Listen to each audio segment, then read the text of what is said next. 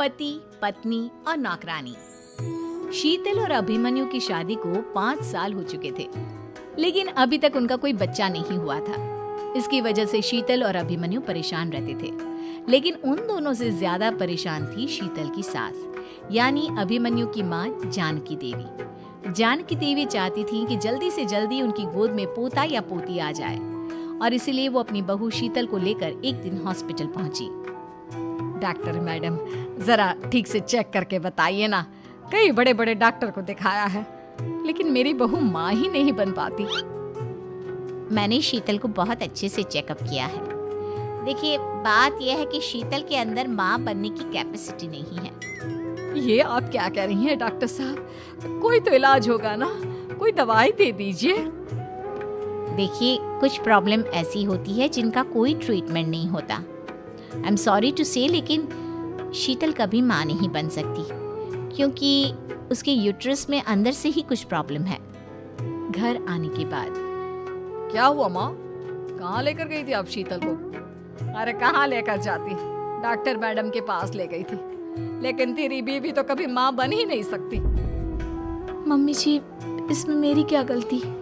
अगर अंदर से कोई प्रॉब्लम है तो उसमें मैं भी कुछ नहीं कर सकती। जानती हूँ, ये बात डॉक्टर के मुंह से सुन चुकी हूँ। अब दोबारा मेरे सामने इस बात का गाना मत गा। अरे माँ, परेशान होने की जरूरत नहीं है, हम सोचते हैं ना कुछ। अरे क्या सोचेगा तू? जब डॉक्टर कह चुका है कि तेरी बीवी माँ नहीं बन सकती, तो बता क्या सोचेगा तू? कहाँ से लाएगा बच्चा? माँ, ये तो मैं भी नहीं जानता। अभिमन्यु, क्यों ना हम अनाथ आश्रम से एक बच्चा गोद ले आए? क्या फर्क पड़ता है बच्चा हमारा हो या गोद लिया हुआ? आई बड़ी बातें बनाने वाली। क्या फर्क पड़ता है? अरे क्यों फर्क नहीं पड़ता? मुझे इस वंश को आगे बढ़ाने के लिए मेरे बेटे का खून चाहिए, किसी दूसरे का नहीं। लेकिन माँ, आप जानती हैं कि ये अब पॉसिबल नहीं है। मैं कुछ नहीं जानती। मैं किसी पराये की औलाद को इस घर में अपना पोता या पोती बन के बढ़ता हुआ नहीं देख सकती।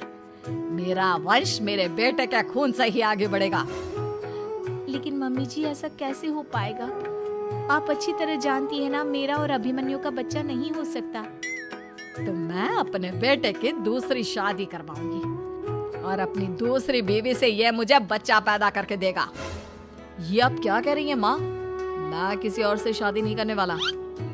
मेरे रहते हुए आप अभिमन्यु की शादी किसी और से करवाएंगी? मम्मी जी, आप ऐसा कैसे कर सकती हैं? तू बस देखती जा बहू, मैं ऐसा कैसे कर सकती हूँ। कुछ दिनों के बाद, अभिमन्यु, मैंने तेरे लिए लड़की ढूंढ ली है। माँ, मैं आपको कितनी बार समझाऊं? मुझे किसी से शादी नहीं करनी है। पहले मेरी बात सुन। ये जो चमेली है ना, हमारे घर में काम करने आती है, वो तुझसे शादी करने के लिए तैयार है। मम्मी जी, आप अभिमन्यु की शादी एक नौकरानी के साथ करवाएंगी? वो इसलिए क्योंकि चमेली दिखने में बहुत खूबसूरत है, बच्चा भी सुंदर ही होगा। मम्मी जी, लेकिन एक बच्चे के लिए अपने बेटे की शादी नौकरानी के साथ करवाना, क्या ये सही है? अगर अभिमन्यु ने शादी नहीं की ना, तो मैं अपनी जान दे दूंगी। अब देख लो, अगर तुम्हें अपनी माँ की जान प्यारी है तो तुम्हें इस नौकरानी के साथ शादी करनी ही होगी। इस तरह जानकी देवी अपने बेटे अभिमन्यु की शादी नौकरानी चमेली के साथ करवा देती है। कुछ दिनों के बाद, नौकरानी से मालकिन बन के तो मजा आ गया। अब तो मैं इस घर की मालकिन हूँ। देखो, अपने आप को ज्यादा मालकिन समझने की कोशिश मत करो। एक बार तुम्हारा और अभिमन्यु का बच्चा इस दुनिया में आ जाए, उसके बाद तुम इस घर से हमेशा के लिए चली जाना। अरे जाओ जाओ, किसी और के आगे बातें बनाना। एक बच्चा तो पैदा नहीं कर सकी। बढ़िया आई, जाओ जाकर मेरे लिए कॉफी बना कर लाओ। नौकरानी मैं हूँ या तुम? मम्मी जी, देखिए ना, शीतल मुझसे किस तरह से बात कर रही है। शीतल, तुम्हें पता है ना चमेली प्रेग्नेंट है, मेरे बेटे के बच्चे की माँ बनने वाली है। वो जैसा कहती है वैसा करो। लेकिन मम्मी जी, वो मुझे नौकरों की तरह ट्रीट कर रही है। अरे तो करेगी ना, वैसे भी बहू तुम हो किस काम की? एक बच्चा तो पैदा नहीं कर सकती। जाओ अब घर के सारे काम करो और चमेली को आराम करने दो। थैंक यू मम्मी जी, भगवान आपका भला करे। आप नहीं होती तो मैं नौकरानी से महारानी कैसे बनती। देखो, तुम्हें जो चाहिए सब मिलेगा। खूब खाओ पियो, मजे की जिंदगी जियो, लेकिन बस मुझे एक बच्चा पैदा करके दे दो। कुछ दिनों के बाद, मम्मी, बच्चे के लिए आपने मेरी शादी चमेली के साथ करवा तो दी, लेकिन दिन और रात का चैन मिट गया है। सारा दिन शीतल और चमेली की बहस चलती रहती है। अब शीतल को इस घर में रखने से क्या होगा? मैं तो कहती हूँ उसे घर से निकाल दो, है भी किस काम की। मैं ऐसा नहीं कर सकता माँ, वो मेरी पत्नी है, उससे बहुत प्यार करता हूँ मैं। तुम्हारी पत्नी चमेली है, चमेली, उससे प्यार करो। अरे तुम्हारे बच्चे को जन्म देने वाली है वो। अभिमन्यु, मैं खुद ही इस घर से चली जाती हूँ। वैसे भी अपने ही घर में नौकरों की तरह रहकर परेशान हो चुकी हूँ।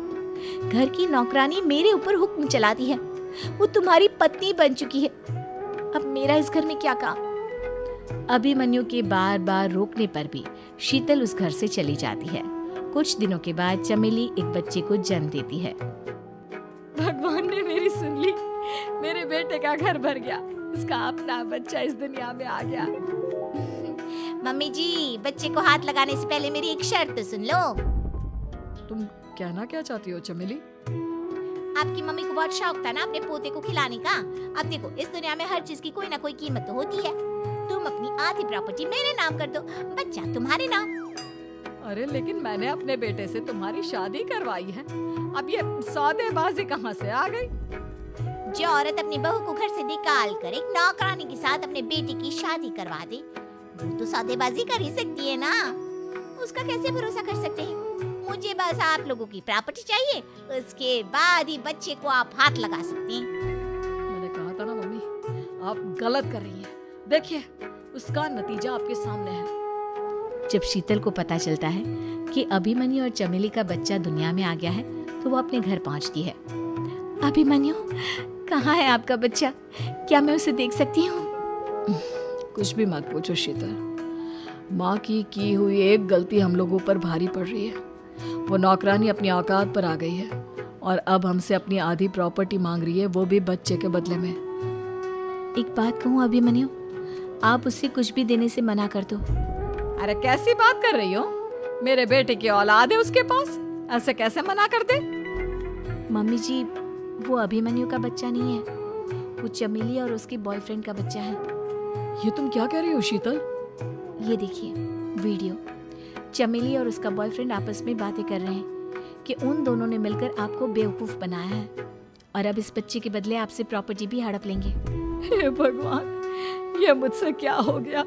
ना तो बच्चा मिला और अपने बेटे की नौकरानी के साथ शादी करवा दी सो अलग। अब क्या होगा? मुझे माफ कर दो शीतल, मेरी वजह से तुम्हें बहुत तकलीफ हुई है। अभिमन्यु, मैंने कहा ना, उस नौकरानी को उसके बच्चे सहित इस घर से बाहर निकाल दो। लगता है मेरे अभिमन्यु का बाप बनने का सपना अधूरा ही रह जाएगा। अभिमन्यु, अपनी मम्मी से कहो कि परेशान ना हो। आपको याद है, एक बार हम एक IVF सेंटर गए थे, मैंने फिर से वहाँ जाकर बात की थी और आपको पता है, इस बार मैं प्रेग्नेंट हूँ, क्योंकि हमने वहाँ पर प्रोसीजर करवाया था जिसकी वजह से मैं प्रेग्नेंट हो गई थी। और इस बात का पता मुझे बस कुछ महीने पहले ही लगा है। हमारा बच्चा इस दुनिया में आने वाला है अभिमन्यु। मुझे माफ कर दो शीतल बहू, मुझसे बहुत बड़ी गलती हो गई। कोई बात नहीं माँ, लेकिन अब हमें उस धोखेबाज नौकरानी को इस घर से बाहर निकालना है और इस घर की मालकिन को वापस घर लाना है, वो भी अपने बच्चे के साथ।